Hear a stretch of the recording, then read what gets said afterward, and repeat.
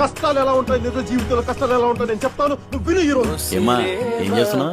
వరకు ఐదేళ్ళలో ఉండేవారండి, ఇప్పుడు జాబ్ మానేసి వచ్చారు. ఏం జాబ్ చేస్తున్నావు? ఏం చేస్తున్నావు? ఏమన్నా చేస్తున్నావా ఖాళీ? పొద్దున్నే నిద్ర లేచి బుక్ పట్టుకుంటేనే కదా చదువు వచ్చేది. అర్ధరాత్రి పొద్దు కదా నిద్రపోతే ఏం బాగుపడతావు?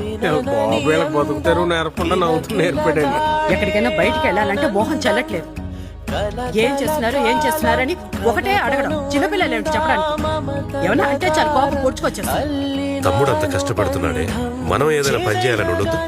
ఈ ఇంట్లో 3 ఫ్యామిలీలు మారే, 5 సార్లు పెయింట్ మార్చారు, కానీ నీలోనేరా ఏ మార్పు లేదు. నీ వయసు వాళ్ళందరూ చక్కగా చదువుకుని పెళ్లిళ్ళు చేసుకుని పిల్లా జల్లాతో హాయిగా ఉన్నారు.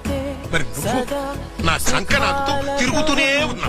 ఇంత వయసు వచ్చినా ఇంకా తండ్రి మీద ఆధారపడి తింటున్నావు అంటే నువ్వు కుర్చేత్తో తింటలేదురా, ఎడం చేత్తో తింటున్నావు. నీలాంటి కొడుకు తల కొరివి పెట్టడానికి మాత్రమే పనికొస్తాడు రా.